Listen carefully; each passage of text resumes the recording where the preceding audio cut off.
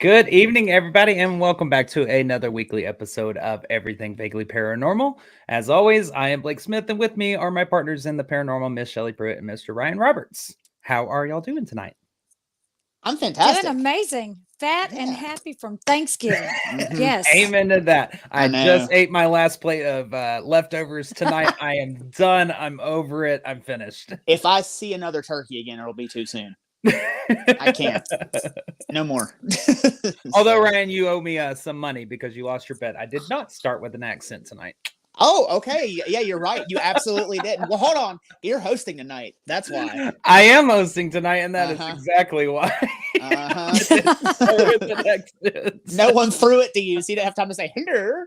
Yeah, exactly. Oh my god. Well, did y'all have a wonderful Thanksgiving? Yeah. Absolutely. Awesome. I mean, I'm already fat, so I was happy. So we're all good. If you're a Patreon member, go and find out what happened to us on our Thanksgiving weekends. Mhm. Child, there was Yeah. paranormal activity involved Yes, there in absolutely two of was. the three locations. Yes, there absolutely was. It was a very interesting Thanksgiving with not just the visitors we invited. That is very So, true.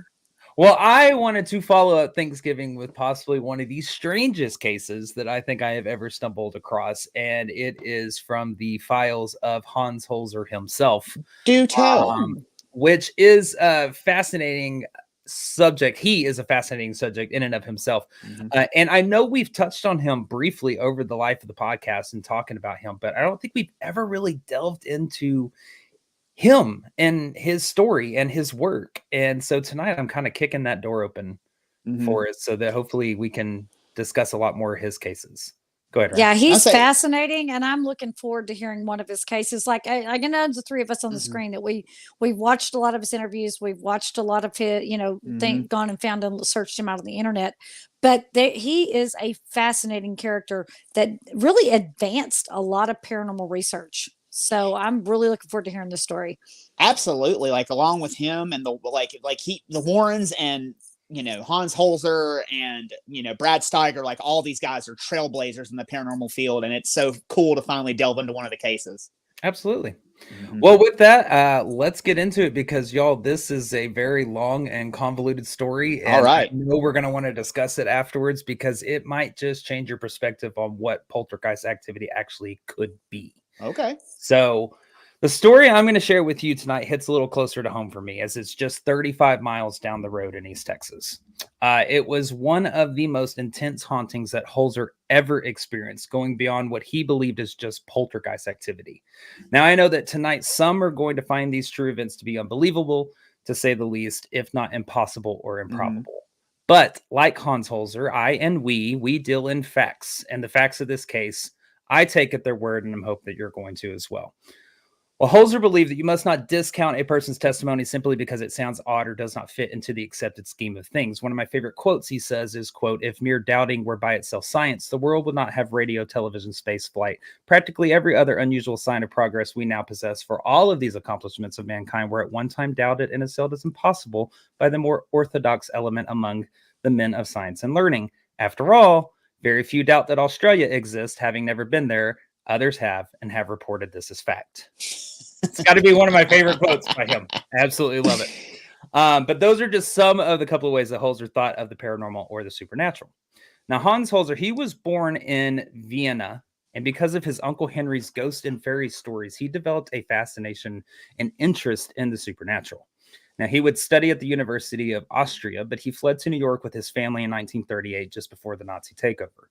Now, while at the University of Austria, his main focus was archaeology, ancient history, and numismatics, which is the study or collection of money or metals.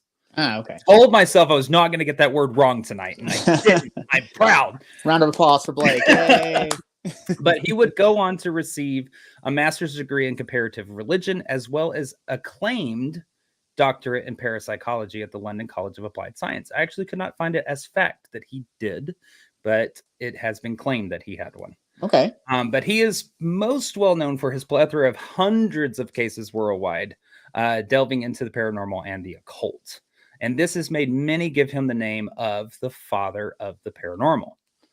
And he took an approach which was later known as the Holzer method, in which he employed the combination of those with sight and that of the academic and science stance to the field. His belief in that was that it would yield better results in obtaining data to help us further understand what happens after we die.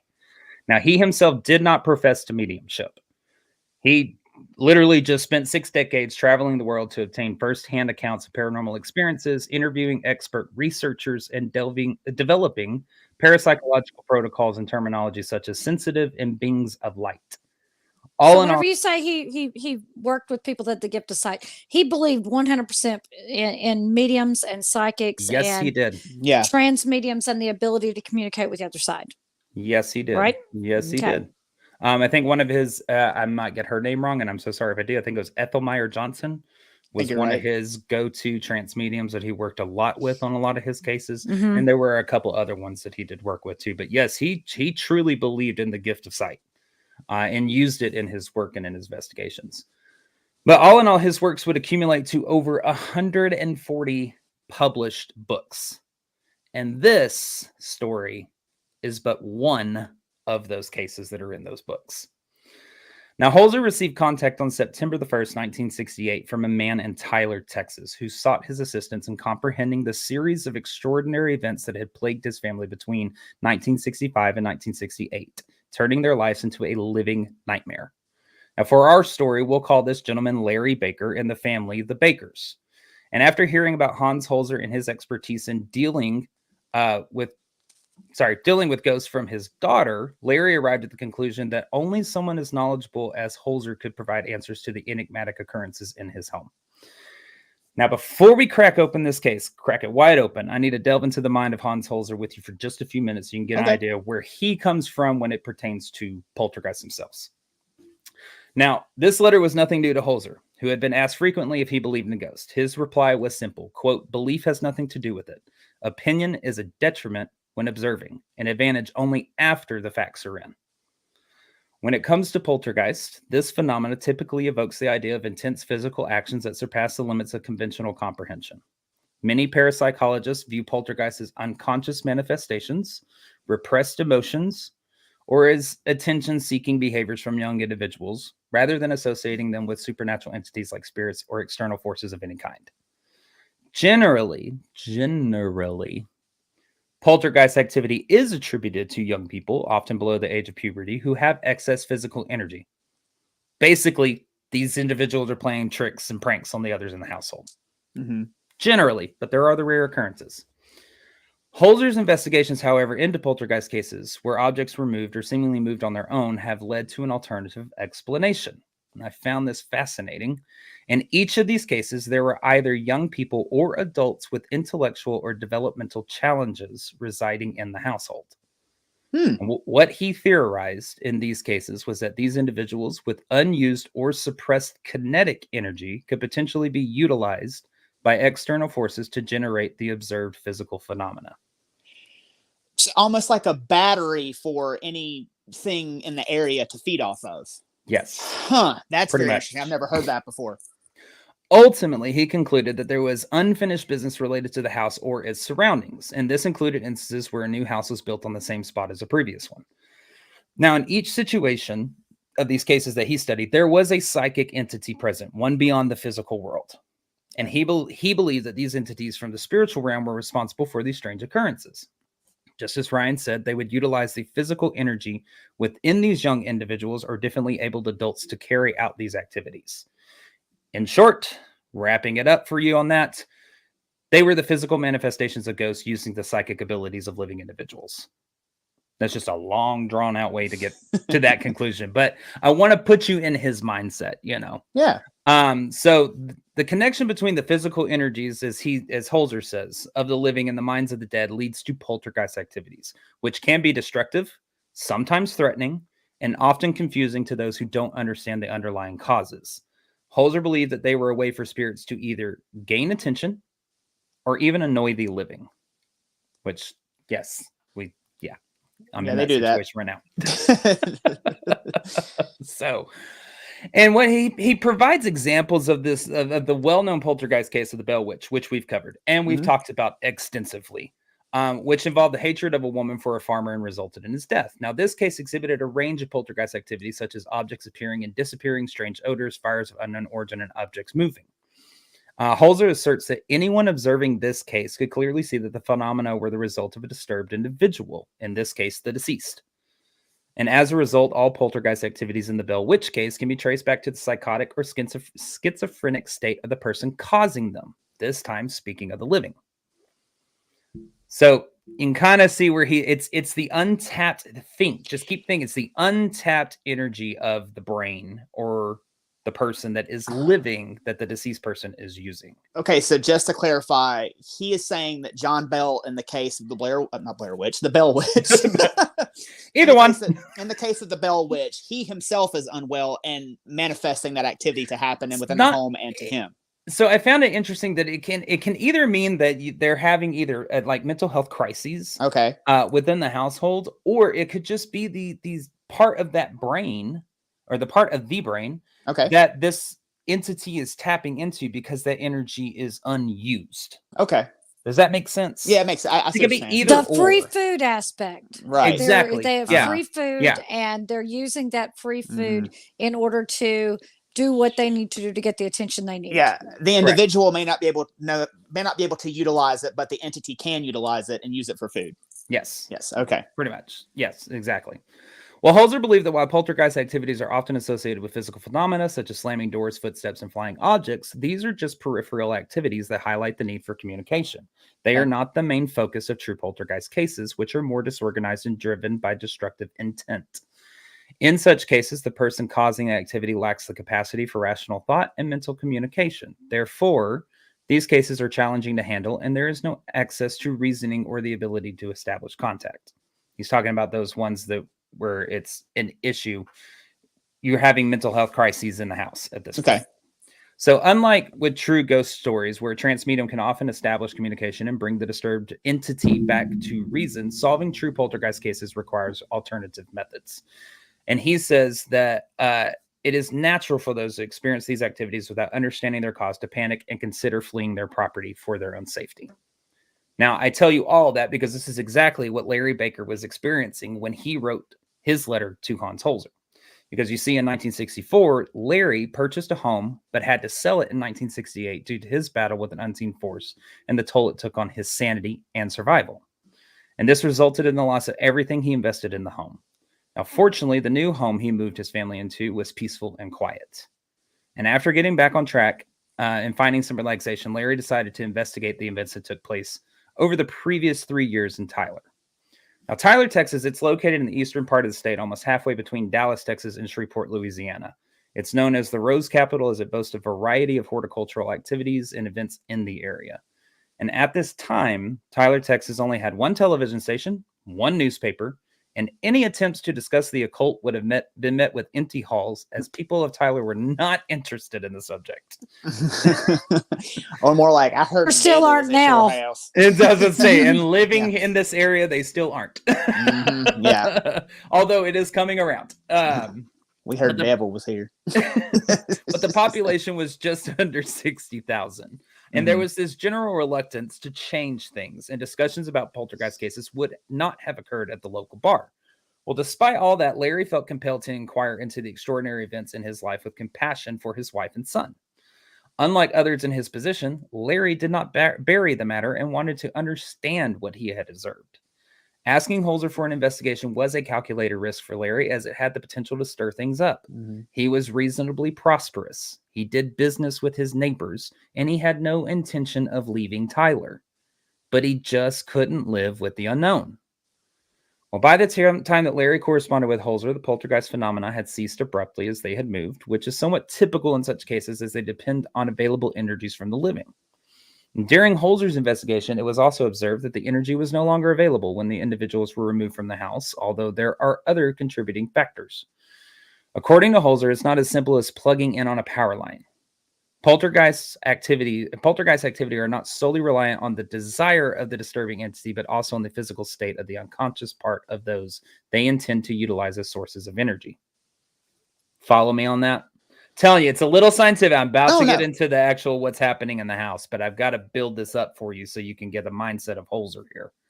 Yeah, I'm with you. It's a more roundabout way of saying that certain people are haunted versus Correct. places. Yeah. Yes. Yeah.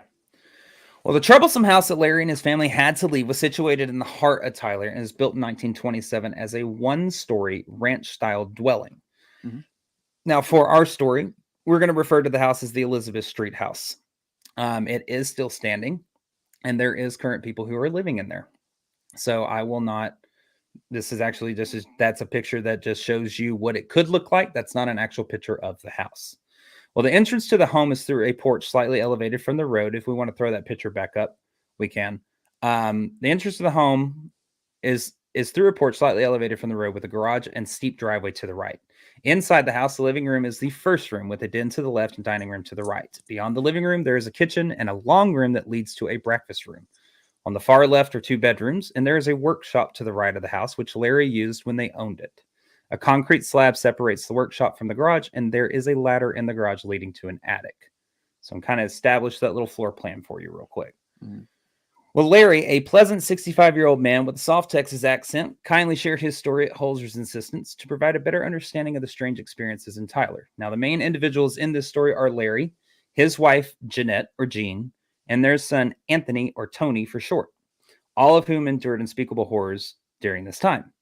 Other individuals mentioned in the account were deceased before Larry's written account, and some were even unknown to him. So I've summarized Larry's letter to Holzer, but kept the main parts as unredacted as possible to stay within our allotted time for tonight, because this thing, when I read the case files, it was literally about 75 pages long. His letter Jesus. was. Good Lord. I've been able to whittle it down to probably about 10 to 12. Okay. So this is the story of what was happening in this house with Larry and his family, because Larry's firsthand account in 1968 goes as follows. And if y'all have questions, feel free to jump in with commentary. All right. And this is all from Larry's perspective. So it says, my story begins in late 1962, which marked the end of nearly 39 years of employment with the same company where my wife, Jean, worked alongside me for the last 20 years. Jean was an excellent employee, never taking a vacation and rarely away from her job for more than half a day. By September 1962, we were both retired. I can't say when she began showing signs of mental illness, though she acted a little strangely for several years prior to our retirement, though it didn't affect her work. I just could not bring myself to admit there was anything wrong. During the next 12 months, she began to act more abnormally than usually, especially at home, until finally it was necessary that she enter a mental institution where she remained for 3 months with no success. Having modest means, I had to seek employment, but after 3 months of working out of town, I felt I needed to move my family from Grand Saline, Texas to Tyler, Texas, a place where Jean always wanted to live. So we moved in the middle of 1964. After a month, I attained a new job and, coupled with a side business, afforded us a satisfactory, if not affluent, living. For almost a year, the move seemed to help Jean, who attended Tony's Little League baseball games and outings with family, but that all abruptly stopped. Since the move, she hadn't kept house nor cooked a meal for me or Tony. Jean began waking extremely early, which she'd never done, and walking or taking a cab to different restaurants for breakfast every day, and had dinner alone every night at a restaurant by her house. She'd come home after I got home from work, change clothes, and remain in her room the remainder of the night. For the past few years, she believed people were spying on her and accused me of being the head of a group and having television cameras set up in the house. And she smoked incessantly and even bought a can of snuff once, which she'd never done before. Although there were ashtrays everywhere, she began to lay lit cigarettes down just anywhere, tabletops, arms of the sofa, the bed, which would have caught fire had Tony and I not been there. So I demanded she stop smoking, which she didn't protest. However, she'd buy more every day, and Tony and I found cigarettes and matches everywhere, inside a little table radio, inside a flashlight where the batteries would be, under the mattress, in the hole at the end of the bathtub, inside pillow covers, and even the doghouse. Exactly what part Jean played in the frightening events, I cannot say, but my daughter and I believe there is a connection. There is a daughter, by the way, Okay. but she is not living in the house during this.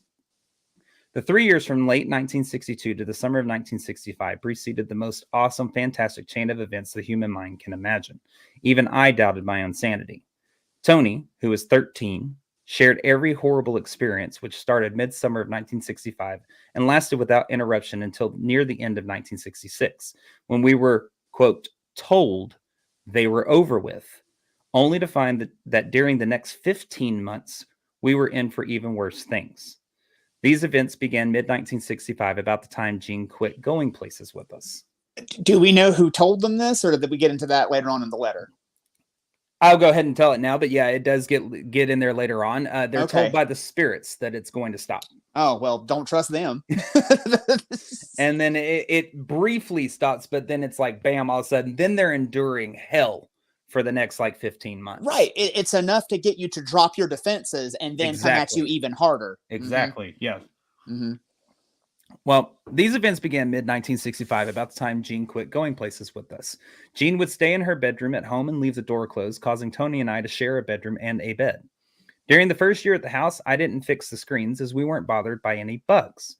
However, during July 1965, as soon as we turned out that this is the weirdest part of the letter to me, like this is crazy. As soon as we turned out the light for bed, we were plagued by hordes of June bugs of all sizes, hitting our heads and faces and bashing into the metal blinds. Didn't mean to gross you out, Shelley. Night after night, I hate June bugs. They hang on to you. They like hang on to you, and they stick on clothes and in hair, and yuck, kill them, set the house on fire, burn it down. At least they're kind of pretty. No, they're not. No, they're and not. They they're crunch evil. whenever you step on them. Yes. Yes. Well, night after night, we fought these bugs, but we soon realized some that had hit us were already dead. In fact, so long dead that they were crisp and crumbled in our fingers. I would get up, turn on the lights, and the raid ceased. No signs of them in the air, but hundreds littering the floor. So it was only when the lights were out. Let me continue real quick. Okay. I would turn out the light, and the air would fill with bugs again, as if they were ready to be thrown at us by someone. One night I got up, swept, vacuumed, and cleaned the entire room. Not a single living thing in sight other than me and my son. I stuffed rags in the cracks of the door, and the windows were closed. With Tony in bed, I turned off the lights. At that exact instant, hundreds of bugs hit us. Around this time, Jean acted even more strange, doing things she normally wouldn't. For instance, I would go get clothes out of the closet, and there would be none. I would go to her closet, and all my clothes were now in there. At this time as well, I worked every night in our workshop, which had no connection to the house. One had to go out through the kitchen door, into the garage, and through another door. On many occasions, I would hear the kitchen door open, and no matter how fast I was, I never saw anyone, just my clothes as they landed in the garage floor. So in other words, he's saying they'd have to come out the garage, cross a bit of a distance to hurl the clothes at him and run back inside. No matter how fast he was, he never saw anybody. Whoa, that's very interesting. Yeah. Huh. Yeah. Like he just didn't see a floating pile of clothes, but yet his clothes would be in the garage. Would be in the middle of the garage. Okay. Yes. The heaters in the bathroom would be on as well, which we thought Jean did. The flames running out the top. Now we're talking about the little bathroom heaters that were in the walls back in the days. It's 1960s. Yeah. The flames running out the top. And after a couple of times of this, I removed them from the house. The weekend before Labor Day, Tony ran out to get me as there were a bunch of paper towels stuffed in the home's heater. Now we're talking about the actual home heater. Mm-hmm. The home's heater where the burners are, and they were on fire. He said, and I decided to turn off all pile lights then.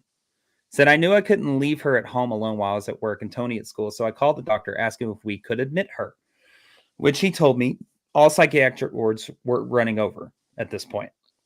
Well, that Monday night, she began waving a pistol around. So I called the police. Oh, hell. He told me that they would take her until things could be settled and to bring her down. And she went without protest.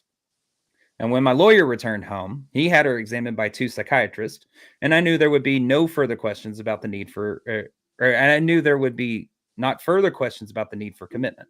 However, the Monday after Labor Day, she called her sister-in-law, Mary, who came to get her and took her to Dangerfield, much to my protest. After a few days later, Jean's lawyer had her examined by a psychiatrist who said she could possibly benefit from getting a job, and knowing it would be impossible to involuntarily commit her, we let things stand as they were. I also was examined by the same psychiatrist, in which the reports were favorable.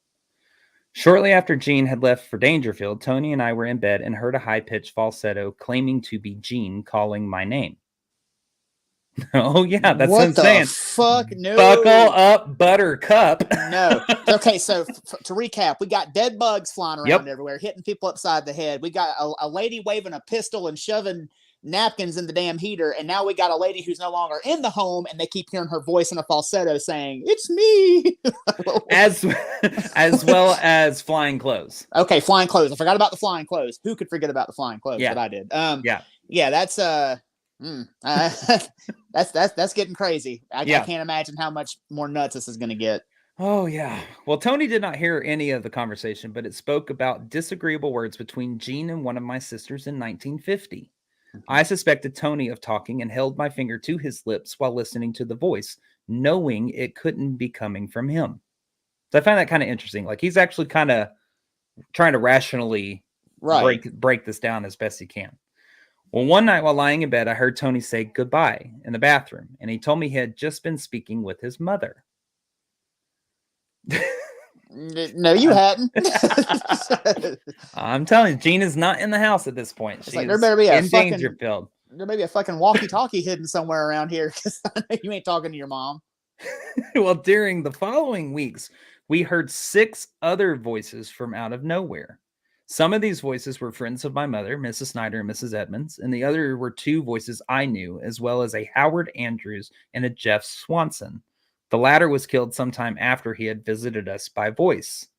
So now we have voices from people who are not even dead. Mm-hmm. So putting that out there. This does sound very similar to the Bell Witch case already. So, yeah. Mm-hmm. Well, he says, Howard Andrews is the one I believe who gave us trouble and was responsible for the bug raids and other awful things that happened to us. In my shop, there was an opening from an air return grill that gave me a small visual into the kitchen, though not much. So even though he's talking about the side area that's near the house, not the actual garage. Though not much. I would hear them calling my name and would stoop down and have lengthy conversations with them through this opening. Mrs. Snyder and Mrs. Edmonds gave advice and were friendly. Howard Andrews was the opposite, extremely mean, and demanded I do all sorts of stuff I would not do. When I refused, he would be nasty. He got a can of insect spray from the kitchen and sprayed the whole can into the opening, nearly suffocating me. I left the garage and went into the kitchen where I could see the can, and that it had dents on it from where it banged against the wall as well. About the middle of September 1965, the bug raids, they're still happening, began to tamper off, and we thought we'd get a few nights' sleep. However, when we went to bed, we'd feel something crawling on our arms, and when we awoke, we'd find slugs crawling on us and all around us, and night after night, the numbers increased. Shelly's freaking out over here. No, thank you. Shelly's about to go into convulsions over here. Did you see me? I just checked my arms because that made me feel like something's crawling on me. So let me clear up something, because I heard something. And were you saying that he was having conversations with these voices he was hearing? Yes. He's conversing. It don't sound like Miss Jean was the only one that's a little bit off in that house right now to me. But anyway, continue on with your fabulous story. I'll withhold my judgment till later. Okay. All right. Well, at Tony's advice, we sprinkled salt around the bed legs, the baseboards, but still they came. A few nights later, we were bombarded by wood louse, what we call roly-polies, which didn't have wings, but they flew through the air, as well as rock salt from out of nowhere. I left this part out, but it's kind of gross. He actually pinches a piece of the rock salt and is like, what is this? And like puts it on his tongue. He's like, oh, it's salt. I'm like, I would not. No, no. I'm sorry, I would not. That could have been rat poison. That's stupid. And plus, too, didn't we learn anything from Supernatural? Ghosts don't like salt. That's how you get rid of them. So I find it hard to believe the ghost to be flinging salt at him. Yeah. Just an observation. Go ahead. Well, he's talking about the rock salt, and he says, we don't have use for it, so it wasn't in the house. There was absolutely no human being in the house besides Tony and I. A few days after the bug raids, Tony called me into Jean's room, which I'd recently cleaned from top to bottom. He raised up the spread to show a plethora of items. A 10-pound sack of rock salt, most of which had been poured in a pile underneath the bed. There was a hairnet mixed in it, burned matches, unwrapped hotel soap, and a note on top, written in what looked like a 6-year-old handwriting that said, quote, "Evil spirit, go away." The following day, Go ahead. That makes no damn sense. Like, did it go to the damn store and buy rock salt? Where did it get the unwrapped I'm hotel gonna tell you soap? right now. Now I'm gonna tell you right now. It honestly sounds like Jean was having an affair. She was out every day. She wasn't working. She was going to eat by herself every night for dinner. And sometimes she'd be gone. She never let her husband back in the room. Suddenly find all these little hotel soaps. Let's add up 1 + 1. That kind of equals 2 to me. But anyway. And now she acting crazy and she tired of his ass, so she gonna pull a gun on him. Now I can leave, but then he'd be ready for me to get out of the house. I'll go live with my sister-in-law. But if he just cleaned it top to bottom, how is all this stuff in here? If Jean is, I not know coming to the how house? some men clean. He probably missed under the bed. Well, let me continue this real quick Okay. because we just had the note that said evil spirit go away. All right. The following days, we found longhand notes in Jean's room while searching, written in the same handwriting. They were mainly of people's names, a date which might be a birth date, and then another date sometime in the future, some up past 1977. And one of those names was Howard Andrews, whom Jean could not have known. See, Andrews was a pitiful, ignorant farmer from Grand Saline whom I assisted with his groceries when I was 14 years old. I'm unsure how his name got in Jean's room, as she nor Tony knew him. Then a series of findings took place after this. A random potato masher in Jean's room. A hotel bar of soap crumbled and scattered over 2 to 3 feet in the living room, some of which was flung at the blinds in the bedroom that night as we didn't clean it up right away. And the bug raids picked back up, and while hanging laundry one night, I heard something hit the doghouse. When Tony picked, where Tony picked a small billfold that had been seen in Jean's room earlier, now filled with tobacco. It's now hit the doghouse while he's hanging up laundry. So I told him to place it in the garbage can, which had a lid. After laundry, I took a bath and heard something hit like the sound of a shotgun and told Tony to go look. And he found the billfold beneath the window outside. So in other words, put it in the trash can, lid, and then as Tony's sitting inside, Larry's in the bathtub taking a bath, and he hears this billfold hit the window from the trash can. They had just placed it in the trash can. So over the next few days, we found more notes with the same style handwriting and dates as before. And one day we found an old wooden box where Jean kept her canceled checks. She had burned something in it, and a piece of calling card was left over that said, quote, "Burn, spirit, burn." On a scratch of paper scribbled was Jeanette Baker, death, 1991. This is all in this wooden box that they found. Okay. Yeah. But we do know that she had some sort of mental break before she went to go live with her sister. So Correct. Is it entirely possible that Allegedly. yes, that she could have done this and left it in that box? Is it possible? Yes. Okay. All right. Because Yeah. right now we're just hearing his story, Mr. Okay. Baker's Right. story. That's the side of the story we're hearing right Okay. now. Okay. Right. We're about to Got get it. into, like, we'll finish this and then we'll get into Holzer's investigation and assessment of the situation. All right. I'm giving Okay. you what's happened throughout these 3 years right now. Okay. Okay. Well, the ghastly events continued through October and November. One day, Tony called me into Jean's room, lifted the spread again, where there were pictures and frames of various kinds. Again, they've already looked under this bed. Now there's pictures under here. One was of Amelia, our daughter, then Jean and Tony, of me, and Teresa Lee, a friend of Jean's who died in 1951. And I don't know what they meant, and left them there.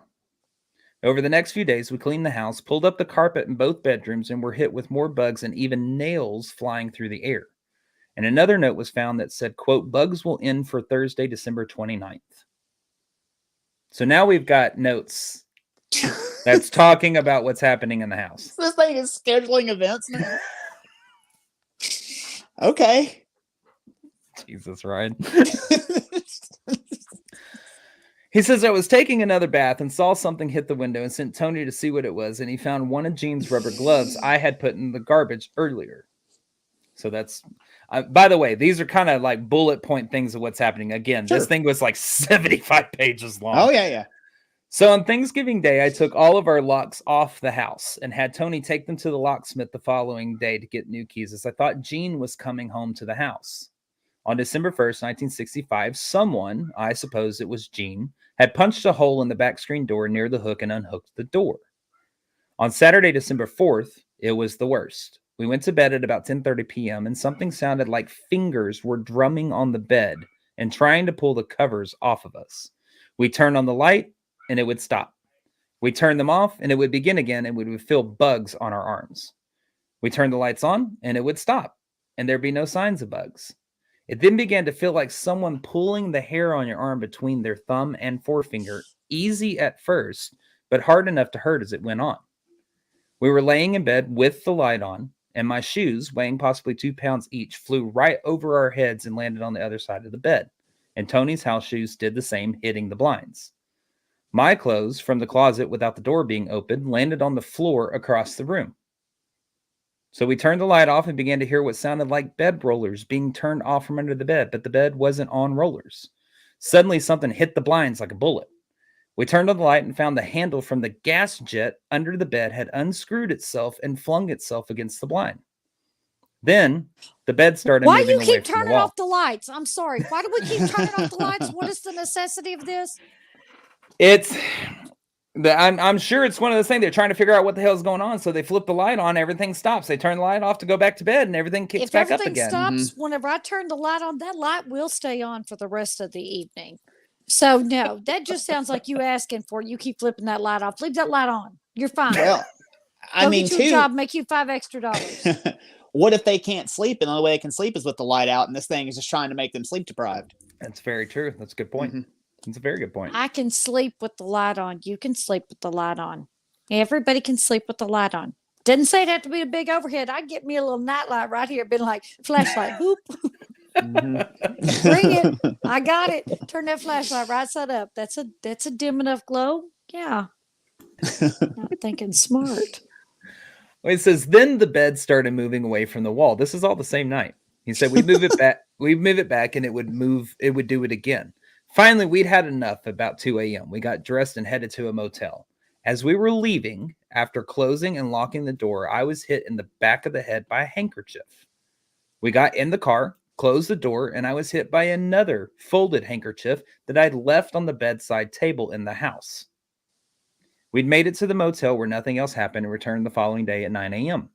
Some of Jean's clothes were in my closet and mine and hers, and all sorts of weird notes were flying about the house at this point. He says, I cleaned the house, and just as I was through, a big black cigar hit the back of my neck. I put it in the trash can. I was heading for the store for groceries, and just as I walked out the house, Tony saw the cigar jump out of the trash can. When he came to the door to tell me about it, I saw the cigar sail over his head and land next to the car, some 60 feet away from the house. Where the hell is this thing getting rock salt, cigars, and stationery? Well, now, Gene was a smoker. Okay. And all right. I do know of one thing. There's a little small detail that I did leave out, that she did buy rolled tobacco that you could roll your own cigarettes Okay. with. So that's probably where she's getting it. Okay. But there's a difference in a cigarette and a cigar. Yeah. You know, okay.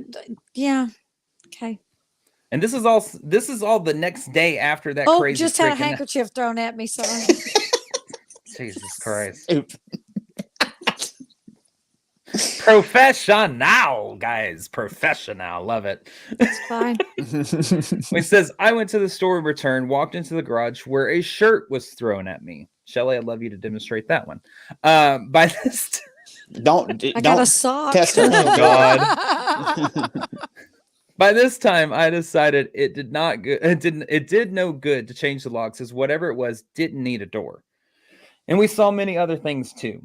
Tony's cat flew off the fridge and hit me. We saw and heard the toaster click on with a piece of toast in it, a piece of soap in it, and a note next to it that said "clean toaster." That's funny. Sorry. I felt something brush my shoulder, to which Tony yelled, "Look out," just as he had seen a faint outline of a hand. And later that night in the den, thinking it was somehow Gene, I asked out loud, "Tell me where we stayed last night." And a few seconds later, this is the trippier part. A few seconds later, a note, seemingly to come from nowhere, came floating down in front of us, reading, quote, "Motel on TB Road. Couldn't get in. You've ruined me." Trying to be funny, I said out loud, "With all that power, why don't you just drop $5,000 on us?" And almost immediately, a check seemingly to come from nowhere with nothing but 5,000 written on the face dropped from the ceiling. What? I said, "Gene, why don't you appear here before us right this minute?" And in about 5 seconds, a note came down saying, "Can't come today. Happy Yuletide." What the? Jean's Now, this still next- technically alive, living at her sister. she's in right now, Dangerfield. right? Yes, Yeah, she's she's down in the road. Dangerfield. But Larry has no idea what he's thinking at this point. He's thinking that this could be Gene somehow. He doesn't know, but he's just thinking it could be Gene. And so that's why he's asking all of these questions of her to do this, do that, and make this Jean happen. moved out, but still was so obsessed with him, she visited him as a spirit. Probably not. But go ahead, tell that to yourself. And Well, he now said- she's flinging cats at him. Cat? A little hard to Where'd you believe. get cats? And you said he threw a cat. The cat was thrown off Cap. the top of their. Cap. Oh, I Oh, thought you said C-A- cat. I thought so too. That's why I laughed. I was like, "Wait, is I did too. I was like, dang, Whipping they cats? flinging. Yeah. Be like, meow. I'd be like, that cat probably jumped. I thought Cap. you said cat. C-A-P. I thought you said Oh. cat too." C-A-P. Thank you, Ryan. I'm glad it wasn't Cap. just me. I've been sitting here Cap. thinking about them flinging the kitty cat across the room. There is another way to put that, but I'm going to refrain. Well, he said next, Gene also gave us direction for breaking her power. Now, I'm sorry, but this sounds a little similar to what I've been told to do something to, break power over. Anyways, we won't go there. Okay. But he said that a note appeared that said, break an egg, mix it with a little water and a dash of salt, and then throw it out in the backyard. Never being superstitious, I decided to take the advice and had Tony do as instructed. Nope. And that night we received a note that said, quote, power will end at 10 o'clock, give or take an hour. She meant the electricity, didn't she? She had that crap cut off. Well, over several days, we had hundreds of notes fall down on us from out of nowhere. I tried to date the notes, but at times so many descended on us at once that I did not try to record the exact order we received them. Another night, we heard Howard Andrews ask if he could cook himself an egg. We heard nothing else, but the following morning on the stove was a pan with the heat turned on low and an egg burned to a crisp inside. And the most peculiar note came from a Mr. G.W. Gwynn, who had been dead for several years and whom I used to have to collect signature on numerous shipping papers. The note from him was in the same backhand fashion of handwriting as some of the others and said, Dear Larry and Tony, I pay tribute to you. You have put up with a lot from old man Andrews. It is all over now. Friday, I'm going to my grave to join my wife, whom I love. I'm going to go to Marion's house, which is his son, to see him once more. He is my favorite child. I have always liked you, Gene and the boy, and hope someday you will be together again. Signed, George Gwynn. Mm-hmm. Yeah. No, I don't like that. Right. Well, that's fine. I'll give you something to laugh at with this next sentence. We also got notes from Marilyn Monroe, Dorothy Kilgallen, Okay. and former Governor Jim Allred. All right. Yeah. And this continued, as well as hearing voices and having conversations well into 1966. We would hear the phone being dialed and see the receiver standing up by itself and put itself back down where it belonged, but always upside down. We eventually got a dog in the house, and the most extraordinary things happened with that dog in the beginning of 1966. Time after time, I would hear something on the roof while in the shop and go out to find the little dachshund on top of the house. And later at night, Mrs. Edmonds called to Tony, that's one of the spirits, and said the dog was trying to kill itself and for us to go outside and look in the flower bed. Sure enough, the ground had been freshly dug and loosely put back in place, and we saw it moving. We began to dig, and I pulled the dog out by the tail, which was barely breathing, and which we eventually had to put down. I cannot say that the dog actually dug the hole, crawled in, and covered himself up. Yeah, I don't think a dog could do that. Wait a minute. Wiener dogs, dachshunds, they were originally bred to hunt weasels. So they actually have no problem going into holes and flushing things out. But covering itself back Continue. up with the dirt, I don't know. He's going in a hole. There's already dirt above Well, him. yeah, but they said it looked like it was freshly dug and like covered back over, And not just like a hole He also collapse. said he got those packed from back in. Marilyn Monroe, which He he did. probably could have sold for that $5,000 he was wanting. He did. I'm just saying. Okay. You know me, I'm skeptical, so I'm going to punch as many holes Oh, as I me can. too. But look, I'm ready. Well, things would continue to appear and disappear, including some pistols, one of Jean's and another of mine. I Okay. kept one of mine out in the shop, to which I had the only key to the shop, he means. When that one came up missing, I went to retrieve another of mine from a chest, which was also missing, but in its place was the one from the shop. Occasionally, during all this time, I would write letters to Jean, all of which went unanswered. Wasn't until one day I was on the phone with her and she told us she would be coming home in February 1967. When she got to Tyler, she told me that she had gotten a private room somewhere, but we talked her into coming home that night and things seemed normal for us than they had in years. All was well until around Christmas time, when burned cigarettes began to appear again. I had already moved my shop to a downtown location and Jean was running it during the day. Jean was insistent that she couldn't have thrown the cigarettes. And around this time, Mrs. Edmonds had reappeared and began telling us how we could handle Jean better. I also began to receive letters from Mrs. Edmond telling me Tony was a wreck, not attending school, which I tried to talk him back into, and I could tell he was about to fall to pieces. Tony told me he would rather go with Mrs. Edmonds than to go back to school. Finally, I asked her why she didn't just get away from us and never return, and I received one final letter from her that stated, quote, Larry, it's kind of lengthy. Larry, you might wish I wouldn't come back, but I did. You can do whatever you want with Jean. I won't ask Tony if he wants to come with me, though he might kill himself. Taking Jean away will only make him worry more. All caps. There is one thing you care about, and that is you. I wish you would leave Tony alone. He can get a course to finish school and get a diploma and leave you. If you cause any trouble, I'll take him or he'll kill himself. I couldn't help him go to I could help him go to California, but that wouldn't be good. He'd be better off dead, which he probably will be. There's not going to be a world in 15 years, so he doesn't care. He just wants to have some enjoyment. You are real silly. Jean's going to get violent. That's the silliest thing I have ever heard. Now you are really going to hurt things when you send Jean away. All I asked was 1 week. You don't want Jean well. You just want rid of her, so you cause trouble and get her mad. Jean doesn't cost you all that money, you selfish fool. I can't make Jean love you, but I could get her to clean house, and if you had any sense, which you don't, you would leave her at work. Now when you send her away and start giving Tony trouble, you're going to be sorrier than you ever have been or will ever be. I don't know Tony is good at music, and it would be excellent and be able to make 3 times your money. Or I didn't know Tony was good at music. Maybe he will be better off gone, you silly old selfish idiot. You can holler and anything else, but will be no avail. When you see the nut doctor, tell him about me. Maybe they'll put you away. I knew Ryan was going to get choked over like a fucking goddamn 3-year-old over one word. Jesus. I'm listening. So that's a note that the final note that he received from Mrs. Edmonds. Okay. During the last part of March. Sound like Miss Edmonds got his number. Yeah. Yeah. Yeah. During the last part of March and early February, the most ghastly things yet began to happen at the house. We would find eggs everywhere, under the mattress, in one of my house shoes, in a pocket of my robe, the shade of the ceiling light, broken in the corner of the room where it was running down the wall, and even inside my pillowcase.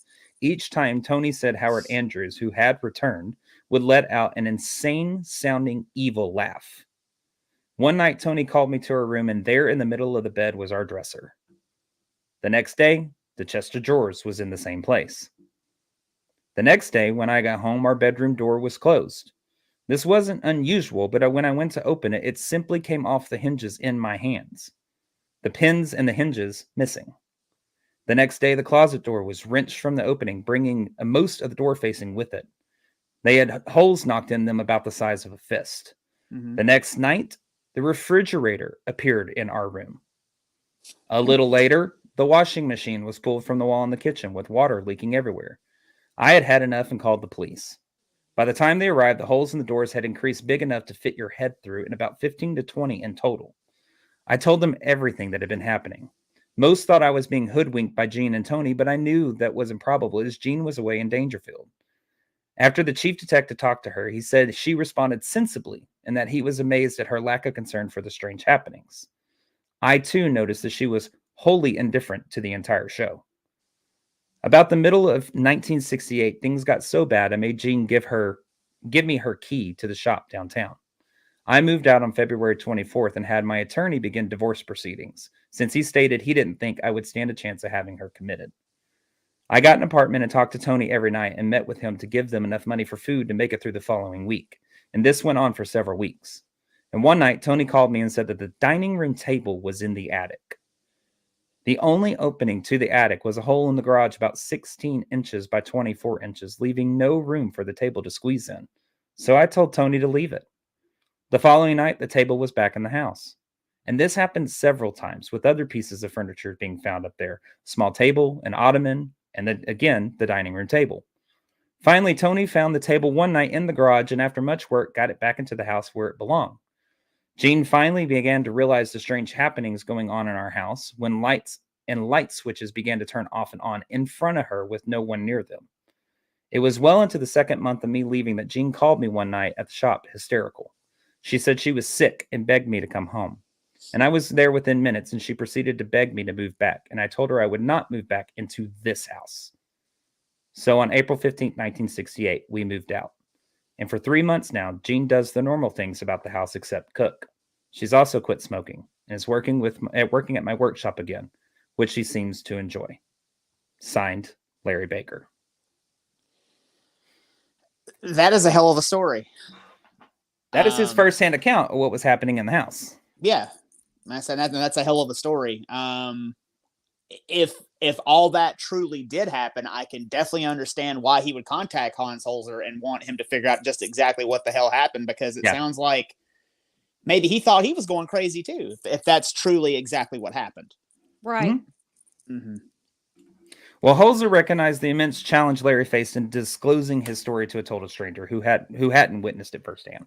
If he hadn't come across similar cases before, Hans may have been skeptical himself. Well, after meeting Larry, Holzer came to the conclusion that Larry was not just sane, but exceptionally so, to the point where one couldn't even label him as neurotic. Okay. Holzer asserts that in the context of parapsychological research, nothing that Larry reported can be dismissed as implausible. And Holzer began to hatch a plan. In cases like this, there is always the possibility that the occurrences are tied to individuals in the household rather than location themselves. While moving to a different residence appeared to put an end to the poltergeist activity in this case, given previous pauses followed by even more intense incidents, Holzer wanted to ensure that the change of location truly resolved the matter. So the focus of this investigation was not solely on the techniques employed in the phenomena, but also on the underlying causes and those responsible for them. Holzer informed Larry that if he agreed to participate, he would need to interview all parties involved in the case, including the new homeowners, the police investigators, and Mary, the sister-in-law. Well, despite all the assurances that it wouldn't be an issue, Holzer was unable to meet with Mary, but he was given absolute certainty that Jean never left the Dangerfield house to return to Tyler and cause such disturbances in the house. Well, Holzer arrived in Tyler, Texas on February 5th, 1969, where Larry picked him up at the airport. After dropping his stuff off at the hotel, he went to meet with Detective Weber. Holzer inquired if there was any indication in the detective's opinion that suggested Tony or Larry's involvement in the peculiar phenomena. The detective shrugged, conceding that he couldn't identify any specific evidence pointing towards their participation.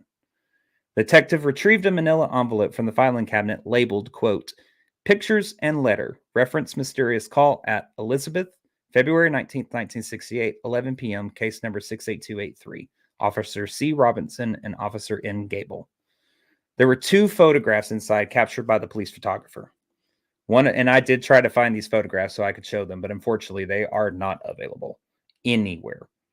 One of the photographs showcased the door, displaying the severe force with which it had been punched, as evidenced by the splintered rim around the hole. The other photograph depicted a dark wooden chest of drawers situated firmly on a bed. So when the police arrived, the chest of drawers were still on the bed, as they had. And by the way, I think it was the chest of drawers. When they got home from that, the chest of drawers took both of them to get it off the bed. So it was actually a very heavy piece of furniture. Yeah, that was that old school furniture that they built to last. So Yeah. Shit. Solid wood. Well, Holzer's next question. What exactly did the two police officers encounter upon arriving at the residence on Elizabeth Street? The house was in disarray, furniture positioned in unconventional places, and on the whole, the detective corroborated Larry's account of the events. Though not explicitly stated, the detective conveyed to Holzer the notion that the police did not believe the supernatural explanation, while failing to provide an alternative explanation. Holzer gathered the impression that the officer believed Tony might somehow be involved and responsible for the phenomena, although this assumption was not directly expressed. Continuing the discussion with Detective Weber, Holzer delved into practical theories concerning poltergeists and discovered that the detective was notably intrigued. Ultimately, the conversation concluded with the detective asking, "Would you like to have the photographs?" And of course, Holzer was like, yeah, and accepted the offer. And to this day, the photographs remain in the possession of the Holzer family, which is why they're not widely available. Oh, okay. Well, following the conversation with the detective, Holzer and Larry, accompanied by an officer, went to the house to speak with Mr. and Mrs. K, the new owners. Well, despite an unfriendly reception and tense confrontation at the door, Holzer eventually gained entry into the house. Yeah, they were very not going any further type, put up a little bit of a front. Okay. Holzer even got permission to take photographs and proceeded to capture black and white shots using a highly sensitive film. The selected areas were the kitchen, where it connected to the garage, and the living room, both of which were reported to be hotspots of various phenomena, according to Larry's testimony. No anomalies were detected upon developing the photos, except for peculiar bright light formations in the kitchen area, where there should not have been any reflective surfaces. Do we know if that family that lived there after them, were they experiencing anything at all? About to get into that. Okay. Well, Holzer proceeded to interview Mr. and Mrs. K, asking for their observation about anything unusual they had noticed since moving in. Mr. K replied almost too swiftly, insisting that everything was perfectly fine. However, Holzer noticed a few anxious glances being exchanged, leading him to believe that they were trying to appear pleasant and dismissive as quickly as possible. Holzer asked if they had any interest in occult phenomena, to which Mr. K sternly shook his head, citing religious restrictions that forbade such conversations. Sensing the need to end the interview, Holzer decided it was time to depart. Well, Holzer expanded his investigations and consulted with local real estate professionals and stumbled upon some information that was previously unknown to Larry and Mr. K. He discovered that the house, built in 1927, was constructed by a local builder named Thomas Grantham, and furthermore, there were two previous tenants before the Bakers. No records indicated that anyone had died in the house, and additionally, Holzer unearthed the fact that prior to 1835, the area had been Native American territory utilized as a cow pasture by the Cherokee tribe. That's all that it was with the land, which, by the way, I did the same research and was able to find the exact same thing that he found, even in 2023, that it was nothing but a cow pasture used by the Cherokee tribe. Okay. So Holzer also uncovered that Mrs. K had lodged complaints with authorities about footsteps, doors opening on their own, and an eerie sense of being watched by an unseen presence. However, no further action was taken regarding the concerns. Notably, the K's had younger children, leading to the possibility that the entities causing problems for the Baker family could have manifested through them now. Their religious background and beliefs may have prohibited open discussion of such matters, prompting them to dismiss or ignore these activities. Now, whether the disturbances ceased on their own or persisted in the house remains a larger unanswered question, because he could never get an answer from that family on whether they were still experiencing this stuff. And I'm sorry, but I'm a little bit more respectful. I damn sure wasn't going to go knock on that. I do know where the house is at. I know exactly where the house is at. I'm a real estate agent as well as a genealogist. I know how to record search. I found it. I know where it's located, but I damn sure wasn't going to go knock on the door and go, yoo-hoo. I'll go. Well, I just wasn't going to do it. I know you said for religious reasons, and two, if they are in this house with this thing and they're having to deal with it, they probably don't want to give it any more attention than what they have to, because it's going to mess with them even more so. Operating off that theory of if you ignore it and you're not feeding it, it doesn't have the power that it would if you keep going, hey, get out of here, hey, leave me alone, hey, do this, hey, do that. They're ignoring it, hoping it will go away. Right. Well, the following day, February 6, 1969, Larry and Holzer had a meeting in Holzer's hotel room. Holzer reviewed the evidence, and Larry was able to recall all the details exactly as he had written them before a year prior. Larry did not add any new information or embellish the details at all. Despite being interrogated by an experienced investigator, Larry remained calm, unshaken, and was able to gather his thoughts very clearly.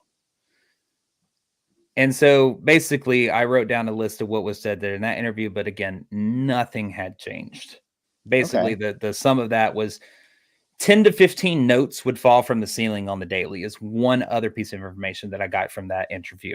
Everything else, literally, as a story I told y'all, remains the same. So Holzer also was able to meet and interview Amelia and Tony, which are the children, the kids. Amelia believed her brother Tony was the true victim of a terrible situation, saying, quote, "If you had known Tony when he was small, up to the time Mother began to show real signs of her illness, it would be impossible for you to recognize him as the same person now. He was typically, for a little boy, simply brimming over with mischievous humor. He would do anything to make people laugh and would run simply hooting with joy through the house when he had done something devilish." This was not the boy that Holzer had met. Tony was quiet, withdrawn, painfully shy, and showed definite signs of being disturbed. But Holzer was able to still gather the following from Tony's interview. Tony had seen a vision of his mother that appeared like a shadow or a form. He had heard voices, with women having high-pitched voices and the other spirits having deep voices. The voices would speak to him from out of nowhere, regardless of where he was. He didn't even have to be in the house. He heard them mostly at night or in the afternoon after school. The peculiar events started 2 to 3 months after they moved into the house. Tony had seen insects coming out of the ceiling and believed they couldn't have entered any other way. Mm-hmm. He heard his mother's voice resembling her high-pitched tone talking about her experiences. Well, Holzer recognized that Tony's memories were uncertain, but he was certain about his mother's voice, the insects, and the notes. So he was uncertain in some parts of the interview. The interview was very lengthy that I read through. Mm-hmm. And he was uncertain in some things, but on his mother's voice, the insects, and the notes, he was damn sure. And you can actually hear a recording of that conversation that takes place, and to actually listen to it as well while reading along with the transcript, it adds a different level to the interview itself. Mm-hmm. And so you can really tell for sure where he is certain at in his dialogue and where he's a little bit more uncertain. And it's more, the uncertain portions are more like smaller details, like what day of the week was it, that this happened, or, things that may go out of your brain, as if all of this is happening. But the big stuff was right along with what his father was saying. Correct. Okay. Yes. Well, Holzer also had a chance to speak with Jean, who appeared to be behaving normally, but had gained secondhand knowledge of the phenomena. And from her interview, he was able to gather the following. Jean wasn't present during the events. She did not remember anything unusual happening before or after her absence. Jean claimed to have no knowledge or experience of extrasensory perception. She had been living with her sister-in-law during her absence. She denied feeling unhappy or confused, but said she left for personal reasons. She had some contact with her husband and son through letters and phone calls. And Jean didn't understand what her husband had told her about the events during her absence. She had no difficulties or grudges with people mentioned in the notes. Jean was familiar with Mrs. Edmonds, who was a good friend, and she claimed to have no difficulties herself, but teared up when asked. At one point, she had stayed with Mrs. Edmonds longer than she had intended to help her with certain household chores. And Jean had no answers to the mysteries of what had happened in the house, is what she means with the events.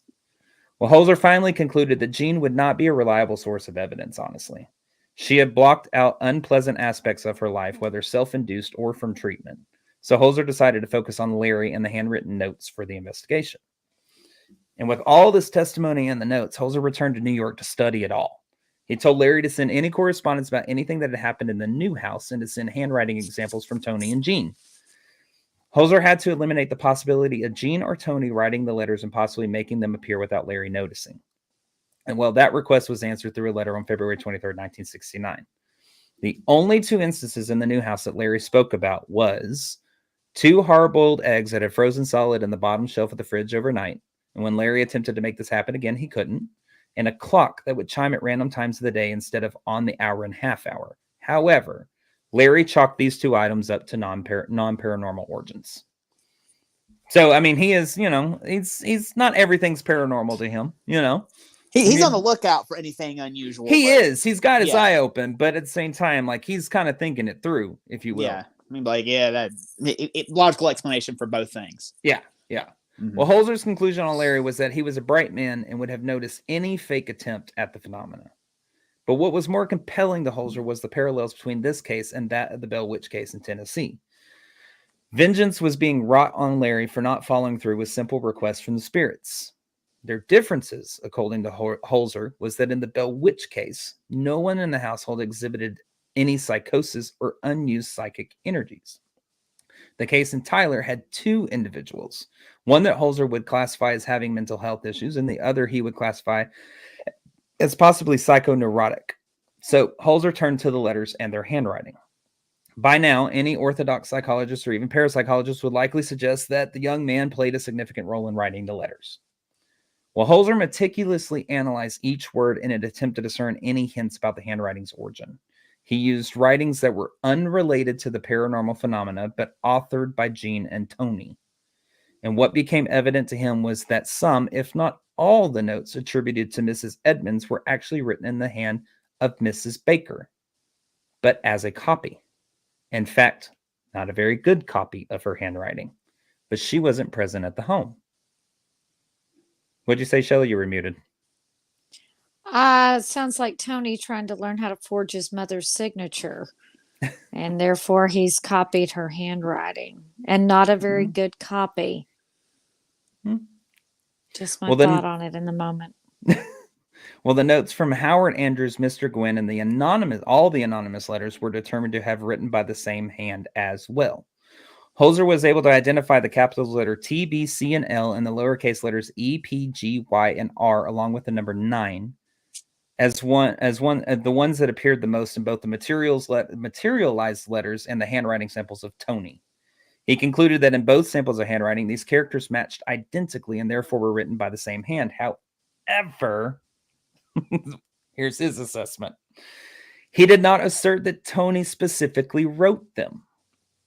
He states the hand that was used to create the psychic notes is the same hand used consciously by Tony Baker. Holzer had less certainty, but suspected that even the notes in his mother's handwriting were also created in the same manner and couldn't be traced back to Tony's hand. Going back on December 7th, 1965, a drawing had appeared among the stats and notes depicting a man in barber chair with the annotation, "Aren't the barbers sweet? Ha ha." And it is noteworthy that Tony's aspiration in life was to become a barber. And at the time of Holzer's interview, Tony was attending barber school. Again, though, he is not stating that Tony consciously wrote the notes, as Holzer states. The assumption that Tony wrote the notes undetected, smuggled them into Larry's room unnoticed, and made them mysteriously fall from the ceiling without Larry noticing, and in some situations, Larry being present in the room, is premature and lacks evidence. While there are reported instances where this scenario could be possible, it is implausible in the majority of cases, including this one. Unless Larry's rationality is called into question and he was intentionally deceiving Holzer, he must consider the veracity of his claims. Holzer, however, firmly believed in Larry's honesty and considered him to be a perceptive and logical observer. Therefore, the burden of truth lies not on Larry's ability to observe accurately, but on the plausibility of such paranormal occurrences, while also reconciling the unsettling evidence pointing to Tony Baker's handwriting. So Holzer concludes. Let me get through this. Okay, go ahead. Here's his conclusion on this handwriting thing. It is crucial to acknowledge the long-standing tension within the Baker household, the unhappy upbringing experienced by young Tony, and his years of being introverted and suppressed, leading to lack of proper social interaction and search for stimulation where he could find it, as identified by Holzer. Under such circumstances, certain forces within a young person can become externalized and almost independent of their conscious self. This is his overall conclusion. These forces originating from the unconscious mind are not subjected to the logical control of the conscious mind, resulting in a childish and often irrational behavior. These split-off personality aspects are easily provoked and consoled, generally exhibiting infantile behavior. Furthermore, these segregated personality aspects are capable of carrying out physical feats, manipulating objects, manifesting things seemingly out of thin air, and violating the conventional laws of science. This occurrence is not unprecedented, as there have been numerous documented poltergeist cases worldwide. In the case of the Baker family, there are two additional factors to consider. Primarily, there are not one but two emotionally unstable individuals residing in the house. Jean's detachment from reality, leading to her alleged schizophrenia, likely unleashed powerful forces from within her. Her subconscious preoccupation with certain sexual aspects implies her frustration and inability to address them consciously. It has been long understood that the energy required for psychic phenomena stems from the same life force or sexual drive that's present in humans. When this force is not utilized conventionally, it can be redirected towards supernormal expressions, as exhibited in this with the Bakers through poltergeist activities. In other words, have sex all the time, people. Every day. And it's Jean's fault, even though she wasn't there. That's what I'm hearing. She wasn't there, but it's her Have fault sex because as she much as wasn't. She often. wasn't having sex with her husband, and she left. I Because get that's what I So- just heard. So if you don't get laid, you're gonna have a poltergeist, is what he's saying. Yeah. Jesus Christ. Yeah, pretty much. If you're not getting laid on the daily, you're gonna have a poltergeist. Sorry. All I'm right. gonna let you finish summing this up. Then I'm gonna. Yeah, I got a because few. I'm Mhm. getting through I'm getting through his conclusion on this. In the Baker case, there exists an immense reserve of untapped psychic energy constrained by the limited conscious control of two individuals who harbor these energies. Now, the next aspect to consider is whether the spirits experienced are truly who they claim to be, or if they are unconsciously being reenacted by the fragmented personalities of Tony and Jean.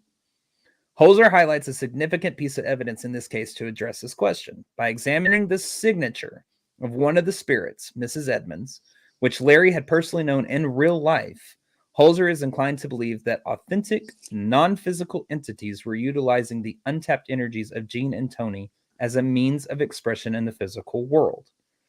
Additionally, there are instances where names and specific details regarding the personalities of individuals, many of whom Larry knew while living in Grand Saline, were unknown or inaccessible to either Jean or Tony. Although there is a possibility of collusion between Tony and the spirits inhabiting the house, it would mainly occur unconsciously. It was Holzer's view that some of the entities picked up on Tony's repressed frustrations and desires, merging them with their own desire to engage in earthly conditions, that became the driving force behind the manifestations. But one question remained. If Tony did not physically write the notes, then how were they produced? Holzer firmly believed that a significant portion of the notes could not have been physically written by Tony and secretly placed in front of his father without Larry noticing. However, these same notes possess unmistakable indicators of being authored by Tony. Therefore, according to Holzer, the only rational explanation is to assume that a spiritual component of Tony's body was utilized to create the notes, similar to the materialization and dematerialization of solid objects. Termed a, quote, physical phenomena, this occurrence extends beyond poltergeist cases and has been observed with solid objects being moved or disappearing and appearing without leaving a trace. What makes the Baker family case in Tyler, Texas different is that the most probable explanation is not the obvious one. You got something on your mind, Ryan. What? So, in layman's terms, is he saying that Tony actually projected and produced these notes and then somehow was able to manifest them in the home? Not necessarily. He's basically saying that Tony's hand is used. Well, let me finish that, because this is the part where it kind of, yeah. So Holzer does not believe that Tony consciously wrote the notes. Rather, he does believe that the entities expressing themselves through Tony exploited his writing ability. This notion applies similarly to Jean. The phenomena of automatic writing relies on a living individual's hand, typically a fully rational and conscious person, being utilized to communicate the thoughts, memories, and writing style of a deceased individual. The notes in the case differ from automatic writing. In this case, a piece of paper has to be obtained and imprinted with pencil writing in someone else's hand before the note itself materializes before witnesses. This process is far more intricate than simply manipulating the hand of a person to write specific words in a particular manner. So why didn't the spirits just leave when the Bakers moved? Their departure was not necessarily solely due to the family's relocation. The original house likely harbored an atmosphere that, in conjunction with the untapped psychic energies of Tony and Jean, provided a fertile ground for these phenomena to occur. The former Baker home continued to experience disturbances, whereas the family reported none in the new house because, we have the claim to authorities. But what is still happening in the home, we may never know, as the owners, after the Bakers, refuse to talk and still refuse to talk about it. But what we do know is that whatever Tony experienced lay dormant for some time. Now, this part is kind of after the fact what's happened since. So I am going to say this on this part. If you want to know more about this case, because I am going to give you a little bit more of the story in the later years, about a decade later. This case is actually covered a tiny bit in the Holzer files I think it's available on Max. I think this is episode 3. It's called The Devil in Texas case. You can actually go and listen to the real story with the real people and hear the recordings and stuff like that. In that, you're going to hear something along this line. They're going to give you a piece of this letter, but this is a bigger majority of it. Amelia, the daughter, she reached back out to Holzer in 1973, and a portion of her letter reads as follows. Quote, "My brother Tony is now 20 years old and is convinced that he is possessed by the devil. Not a devil, but the devil. The possession has no outward manifestations as the other experiences did, and I am not suggesting that it is worthy of your personal investigation. In fact, if it were not for their previous experience, I would simply feel that he had lost his mind. However, because I do believe those incredible things did happen to them, and since I somehow feel that Tony is the magnet who attracted them, I cannot dismiss what he says as simple lunacy. Tony has, of course, had a very difficult, trying life because of mother's breakdown, the advanced ages of both of our parents, and many other factors, some of which he could have controlled and some beyond his control. He says he felt nothing for some time, but more recently has been able to control his thoughts or to concentrate on anything, and he insists that the devil talks to him constantly and even prevents his sleeping at night. My father confirms that he sleeps only every second or third night. I told him that I had never heard of this method of contacting the devil, and that I thought it was the fact that he believed in it that made it work. He said he did not believe in it at the time, but now he knows it worked, and he wants some sort of ritual to get rid of the demon." And a few years later, Amelia writes Hans that letter, or a few years after Amelia writes Hans that letter, Tony ended up taking his own life. And in a recent interview, Tony's sister said that they thought the evil hadn't followed them, but they were wrong. As years later, it manifests itself again. How, she didn't say. She only stated that Tony had become so convinced that he was possessed that there was absolutely no hope for him. That if the devil was going, this is her quote, if the devil was going to torture him for the rest of his life, he might as well end his life. So the possibility remains that in Tyler, Texas, the devil might yet again emerge to engulf not only a family, but potentially an entire community, as there isn't just one house in this area that experienced this type of phenomena, but a second as well. That's going to be a personal story that I'm going to share with y'all about a familial connection that I have to that area. Okay. But I want to hear y'all's thoughts on Holzer's investigation real quick and the letter. I really don't know what to think of this case because there are some things that I can believe, and there are some that they're so far-fetched. I'm just like, nah, there's no way. I don't know. I don't understand how Tony could be writing these letters and still have them manifest in front of his dad without his dad seeing him write these things. And how they could manifest out of thin air. Because in the way that, and I've listened to a couple of Alexandra Holzer's interviews about this case, which is Hans Holzer's daughter. And she talks more about what was being experienced in the moment when these letters were appearing. And they were saying that they were standing in the room, and literally it would be that a letter would appear at the ceiling and fall down. Yeah. They're both standing in the room, Tony and Larry, and it's just them. And this letter materializes and floats down in front of them. And that's what I'm saying. So I don't understand how Tony would have been writing these. If it was in Tony's handwriting, like he said, and it was possible some sort of automatic writing, I don't understand how it was able to do that and manifest in front of them like that and still be in Tony's handwriting if he in fact was doing it. Well, see, and that's where he tries to talk about like the unconscious and conscious hand of Uh-huh. Tony is Yeah. that he's saying that these spirits somehow have manipulated Tony's handwriting through his unconscious power or the Okay. untapped energy of his unconscious. That's where I was a bit confused because Yeah. I thought he was saying that Tony was somehow writing these letters and they were still appearing in front of his dad. Okay. I really don't know what to think of this one. I don't know. Shelley, what do you think? I think there was a gas leak in the damn house and they were huffing it. No, what it legitimately sounds like to me was, first of all, I checked my carbon monoxide detector, because this to me, between Tony and his dad sounds like some kind of shared hallucination, which generally would occur when there is something in the house that is affecting your senses, and that really is my first thought. Do I think that the kid probably had some sort of mental instability? If his mother genuinely did, we know that things like schizophrenia and that like that are passed generationally. Right. If it's very probable that if mama had something, kid might have had something.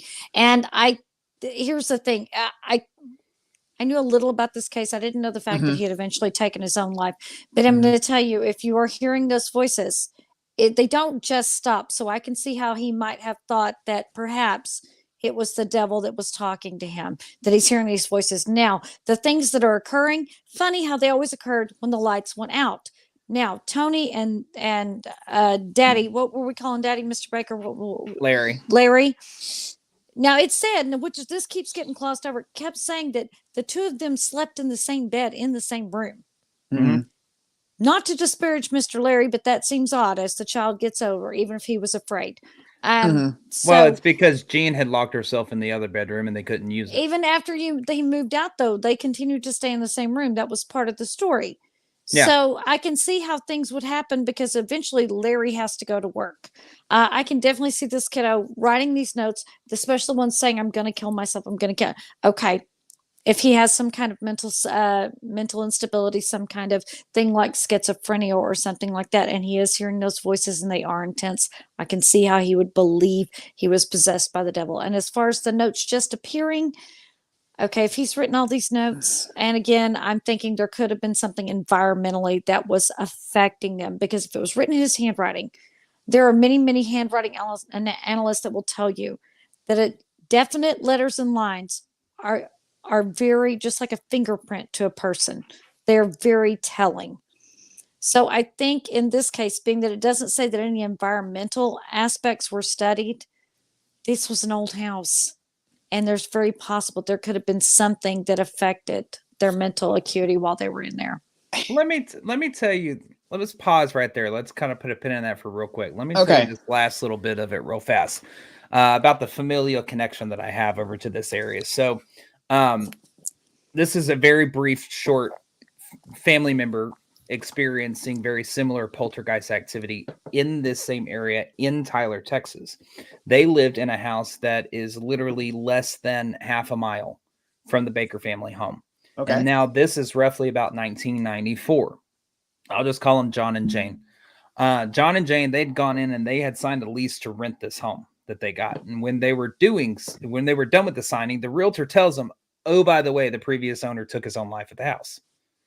Like after they signed the damn lease. And the neighbor had actually told him the fire department was literally just out here not too long ago cleaning up the property before y'all moved in. This man, he suffered from PTSD. He was a Vietnam vet and took his own life in the front porch swing. We'll just leave it at that. So within the first few weeks, they were already experiencing things. Like one day, like while waiting for a friend to come help move some of the big, heavier things, John was walking in the living room and heard this bam, bam, bam on the front door. Well, thinking it was his friend, he went to the door, he opened it, looked outside, nobody there. And another instance was when he was folding towels. Now, Jane's in the kitchen at this point, putting away dishes, and he hears the front door open and a man yell, "Hey!" and the front door close. Now, where he's standing, all he's got to do is like lean backwards and like look down the hallway, and he can see the front door, and that's what he does. And when he looks at the front door, he sees the door completely shut, and the deadbolt is still deadbolted. So they told me that, like, based off of their experiences, like this man's spirit stays outside, but also had something else going on inside. because about 3 to 4 months after they moved in, they had gotten a black Barbie doll in a McDonald's Happy Meal outside of Memphis. Now, Jane, she collects Barbie dolls, like a lot. And so she brought it home. She placed it in the room where most of the other Barbie dolls were on display. And this was the room that every time that they walked past, they swore they'd always saw something out of the corner of their eye. It was a white, wispy something, not much taller than the bed in the room, about a shoulder head height over the bed.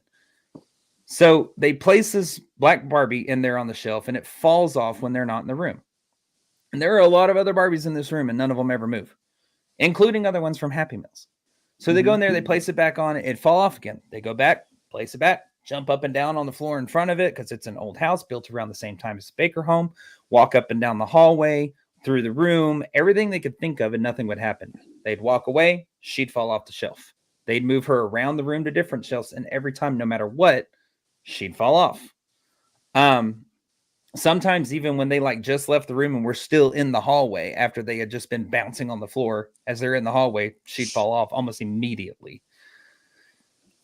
So they were there for only about 8 months, ended up breaking their lease to move out of town. And as they're preparing to move, she's in there packing up these Barbies.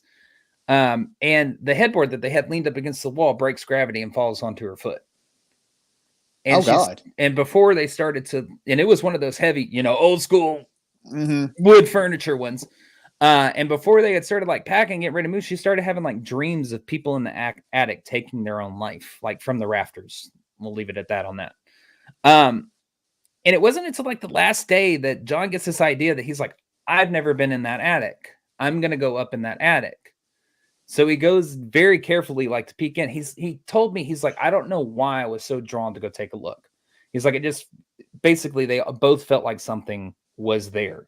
They do say that. Well, he goes up in the attic. Sorry to finish that. He goes up in the attic. Absolutely nothing. There's nothing crazy up there or anything like that. He just sees a normal attic. But they said that what they believe they experienced was poltergeist activity stemming from the spirits of a man who took his own life and that of a little girl in the Barbie room. And I actually did research on that house. And I did find a couple who had lost a daughter that would be about the age of what they were seeing while they were living in this house. But it's just interesting to me that you have two houses that are literally 4 streets away from each other. Both of them experiencing paranormal activity. Both of them experiencing poltergeist activity. And there's such a close proximity. That's why I searched so hard on the land over there. I would tell you, to me, they aren't related. Okay. Because you have a legitimate person that died right there in the house. Whenever they're saying they're hearing Mama's voice, that Mama's alive. You're hearing Mrs. Edmonds. Mrs. Edmonds alive. These other guys they're talking about, they're alive. The guy who had PTSD who took his life, unfortunately, I can see that creating a traumatic imprint on that house. A family living there had a child that died. I can see that taking a traumatic imprint on that house. I can see that happening.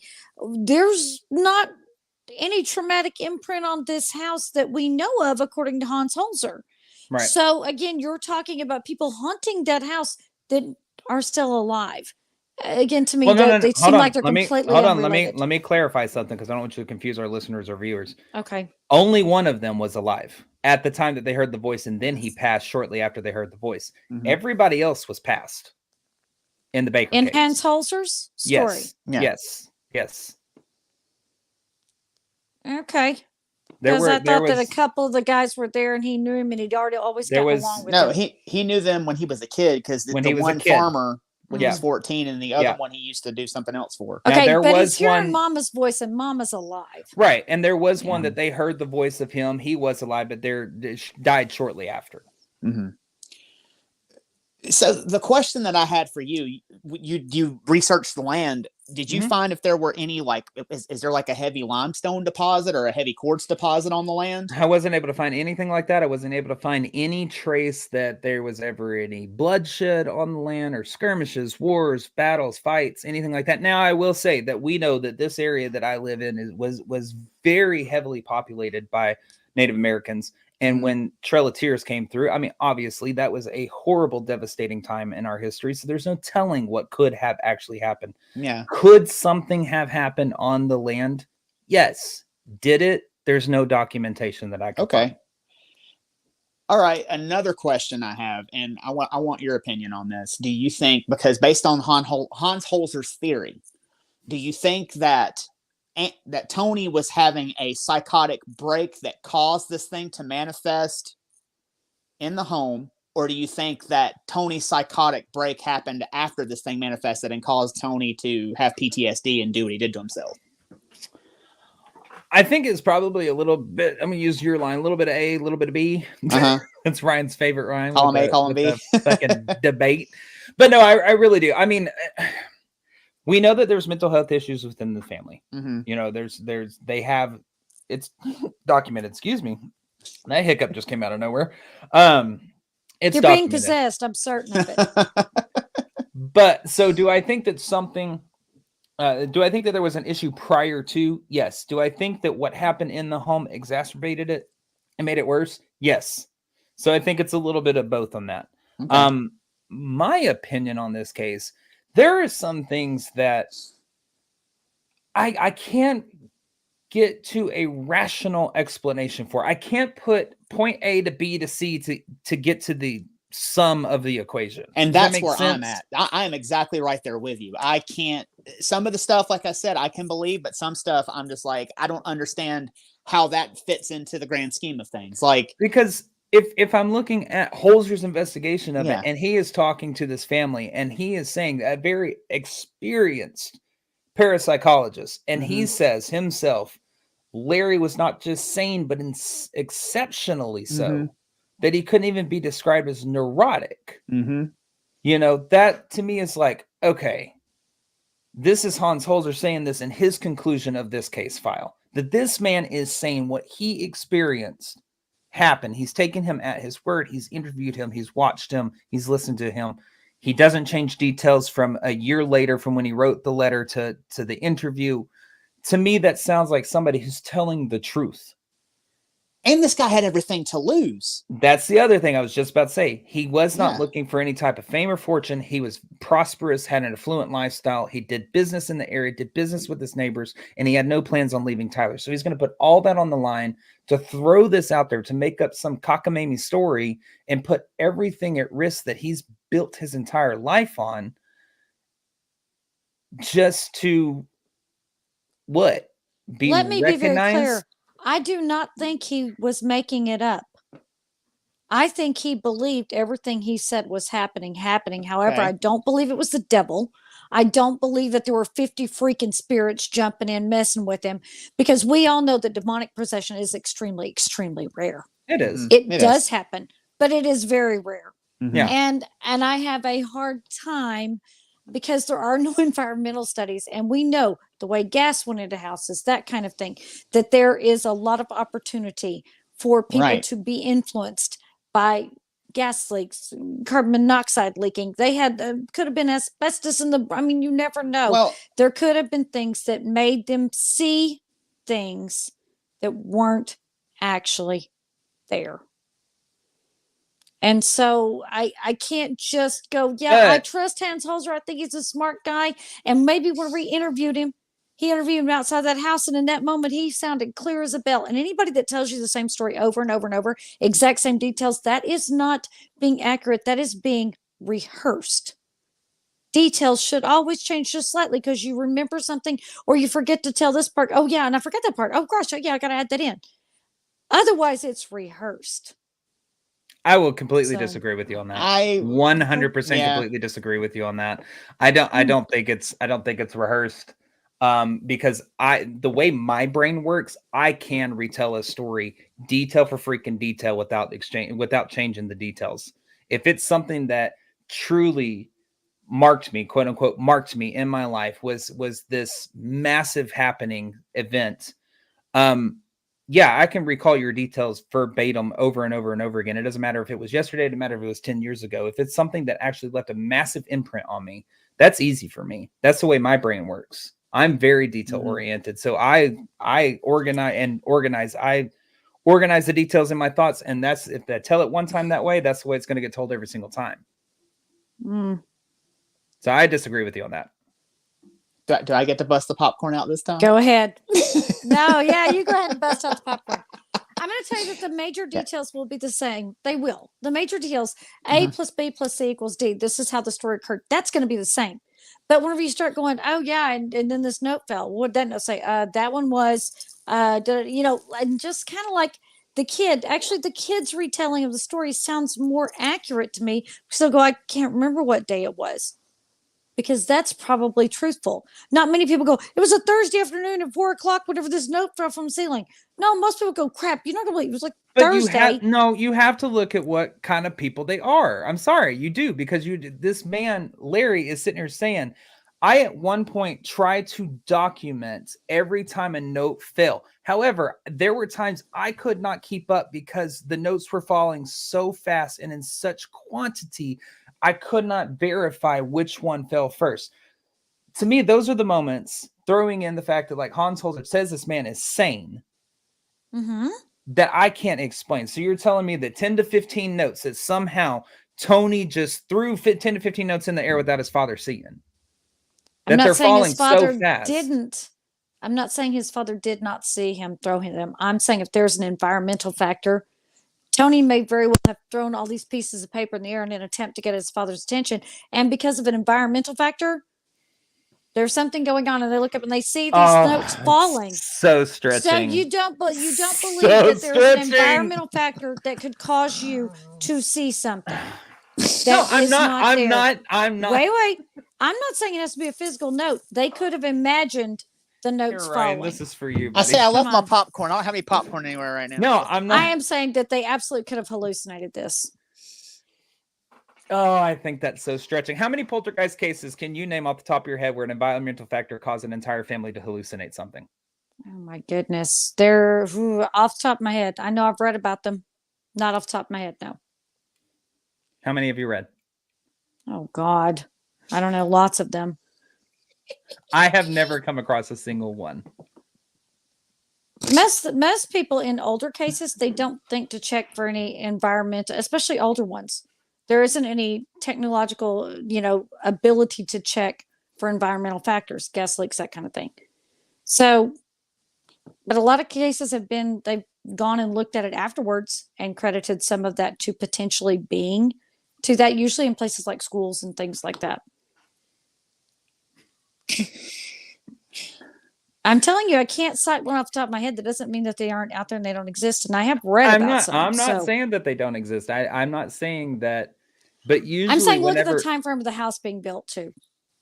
No, I understand that, but you're talking about that this family endured 3 years worth of carbon monoxide and a gas leak in a house and survived to tell the tale without having any other kind of medical issues. I am more prone to believe that there is an environmental factor than notes are falling from the air and getting hit in the head with cigars and hankies. I'm just telling you, that's the side I fall on. Okay. I just don't believe. First of all, why the hell you stay for 3 years? Somebody's got a big dumbass sign on them. Second of all, it's like you cannot, seriously. And these things keep happening, and you just stay, and then you're hearing Mama's voice, and Mama's up here, and Mama's telling you she ain't been to the house. People saying she hasn't been back there. But at some point, he's blaming her, thinking she broke in, so I'm going to change the locks. Dude, she isn't there. She hasn't been there. This sounds like really a child that has got some kind of mental issue. And I think that's what a lot of it is. I'm not doubting that there wasn't mental health issues in the house. I mean, it's obvious that it's documented. I'm leaning that way before I'm leaning from magical letters falling from the ceiling. That is, everybody's line in their brain. That's my line. I just don't believe that hundreds of letters. But how? Okay, so let me ask you this, and the freaking hankies falling out of nowhere. But let me ask you this though: how can you not believe in that? Seeing some of the things that we have seen out in the field, some of the things that we have seen, full-bodied apparitions, shadow people, things, poltergeist activity. 2, 3. How often do they happen all at once? I'm not rare. Yeah, I understand that. They're rare occurrences. But they do happen. They're rare. For 3 straight years, he's having up and down with the dining room table in the attic. Now it's in here. Now it's out in the garage. But that's not over the course. That's not over the course of the entirety of the 3 straight years. That is the last couple of months after he moved out of the house. These instances, they're rare. That's my point. Those instances are rare. They're rare. And if this crap is happening, I'm not doubting that. Down. I'm not Burn doubting it that. down. I'm not doubting that. I'm not doubting that they're rare. Those instances where everything happens all at once, but even being rare, they still do happen. I'm loving all the answers y'all are fucking giving in the comments right now. Edibles, mold, battery Thank acid. you. Yes. You never know. Larry might have had him a bad coke habit or something. But why is it so? I just want to know why it's so improbable that this can't take place. I did not say that it was impossible. It is not impossible. To me, it just seems very improbable to have all these letters falling from the ceiling, to have a dining room table being up through a little hole to be hearing, people talking through a hole from outside, which really could be the neighbors' voices from down the road. And you're just, because you're relating them to a familiar voice, The bugs, everything you just listed, I can pinpoint a moment in our investigations that has happened to us, including the materialization of items. So why it can't not daily or even weekly, rare. I get it, but if it's all happening over 3 years, it's not probable to me. If it's rare, how is it all happening at Old Park? I'm just going to throw it out there. How are pennies materializing that we find on the ground? How are we hearing voices down the hall that sounds like it could be outside or could be downstairs or could be something? How are things moving and doors slamming? How are things being found and pushed aside? Let me throw you the differentiation between that. We always make an effort to debunk, and we probably debunk as many as we say we cannot explain. No efforts were ever made to debunk any of these. Not by Hans Holzer, not by anyone else. And if we are just going on good old Larry's word, I'm not going on good old Larry's word just because for this moment he didn't seem hopped up on mold or whatever and could carry a conversation. We're taking Larry's word because Hans says he looks like a good guy, but Hans also said that because Jean wasn't getting laid, even though she was living in a whole different state, that it's her fault. I can't. I like Hans Holzer, but I can't go with him on this. I cannot go with him on this. I just can't. Sorry. And I'm sure they're Ryan, I'm so sorry that I forgot you were on the show for a second. What are your thoughts there, buddy? That's frustrating, isn't it? Man, you both make really good points. I will say that. If I had to hedge my bets, I would say he believes everything that he experienced. I say he believes. I believe that too. I believe he believes everything he said. I believe that he believes. Were there some things happening? Yeah, but there are some things. I think maybe there could have been some things happening in this case if we looking at the evidence. But I do think that there are some things that I just can't wrap my head around. So, man, fuck. I like I said, you both make good points. I don't know which way to go on this case, but if I had to say yes or no, I would say he believes everything happened to him. I would say no. I think he believes it. Larry does. So on with what Shelley's saying. Yeah. Yeah. Sorry. It's not impossible. You are fired from the show. It's not impossible, but it is improbable. Yeah. And I am going to have to lean on I'm leaning on the fence that this was a legit case, that the things that they were saying happen. I think Hans, but then again, I read through a more in-depth source material of all that stuff. I did not leave anything out that was not important. I mean, that was important. I didn't leave it out if it was important. Everything that I've told y'all is everything that's important about the case. So you have all the facts. Everything was very minor details that didn't really matter to the outcome of the case. Go ahead, Ryan. What I was saying is I do agree with Shelley. I think most of what happened, he believes what happened. I do think there are some things in this case, maybe they did experience something, but to the extent of what they're describing, maybe not so much. Does that make it more clear? Yeah. Okay. I mean, in this case, that was worse than any freaking documented haunted house on record, as far as I know. But you're hearing the condensed version of this. So it's something that's been in the last hour and 45 minutes. Mm-hmm. This took over 3 years. It's not that something happened every single night and to that extent every single night, but this happened over 3 years Yeah. worth I of believe every part of the case that you read said night after night after night, with which certain leads me things. to Also, But with okay. certain things, hold on, don't take it out of context because it's with I'm certain trying things. to make sure it's in The context. the bug raids and stuff like that, yes, those were night after night for a while. They weren't the whole 3 years. Until December 29th when they decided they quit. Yeah. let me ask this question See? because there is something that is bugging me about this whole case.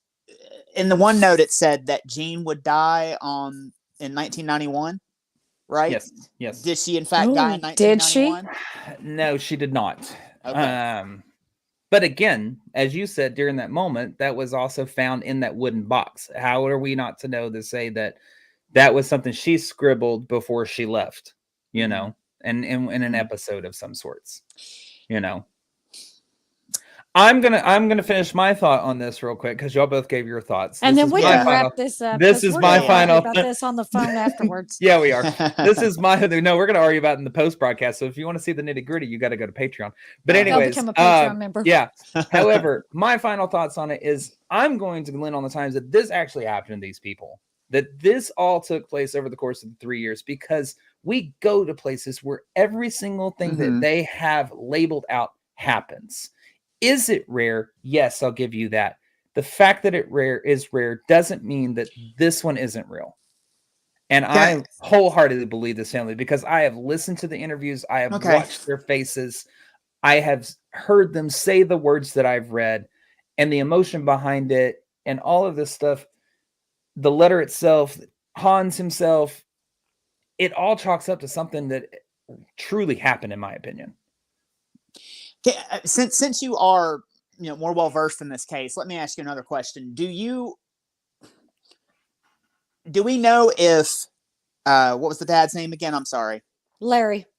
Do we know if Larry attempted to debunk anything? Do we know if he attempted to figure out if maybe there were small moments throughout his story with the eggs that I told you about in the new house with the 2 eggs that froze over solid and he tried to make it happen again. It didn't.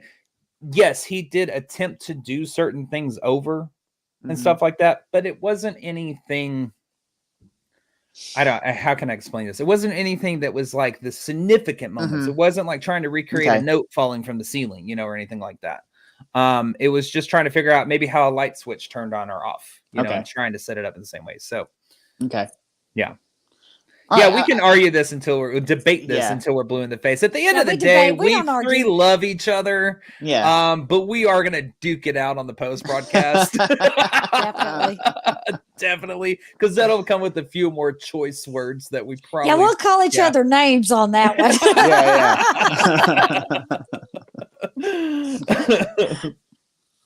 Well, so I was gonna say I'm waiting for my segue, Shelly. Well, okay. Well, then, Blake, since we're going to talk about it on the Patreon broadcast, why don't you tell them everything they need to know?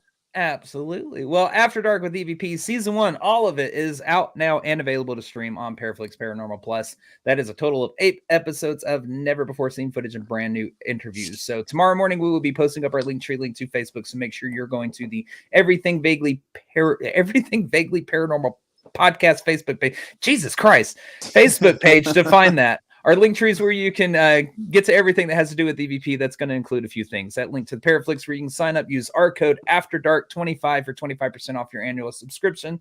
A link to our online merchandise store where you can find all kinds of merch for the Everything Vaguely Paranormal podcast. You'll also see a link to our public investigations. Make sure to follow our Eventbrite page to be notified when those tickets become available. Excuse me. There is also a link to our Patreon page, which we've been talking about, which goes directly to help support the show. This is just $5 a month, and you instantly unlock well over 250 plus Patreon exclusive bonus videos, which include our 30-minute pre and post broadcast where we discuss things paranormal before and after the show. This one, we're going to duke it out over this fight. Behind the scene moments, special video casts, and Paracon speaking events. And we do offer that 7-day free trial for those who want to check it out before purchasing. So that is patreon.com /EVP podcast. These links are all the different ways that you can help to directly support the show and what we do. The support you give goes directly to the show and Paranormal Adventures, so we can continue to bring you the episodes, investigations, and live streams. This will also go towards future projects like the EVP files and booking future public locations. We greatly appreciate all your love and support, as well as your support through those shares, comments, and likes. And remember, as always, any questions, comments, or stories you'd like to share with us, those can be submitted to us at the evppod@gmail.com. That is THEEVPPOD@gmail.com. Like, share, and subscribe. Absolutely. Well, y'all, thank y'all so much for tuning in for another weekly episode of Everything Vaguely Paranormal. As always, my name is Blake Smith. With me are my partners in the paranormal, Miss Shelley Pruitt, Mr. Ryan Roberts, and we want to thank our producer, Brittany, pushing all the buttons and making us look beautimous back there in the green room. Thank you, Brittany. And as always, we'll see you next Tuesday. Bye, y'all. Bye.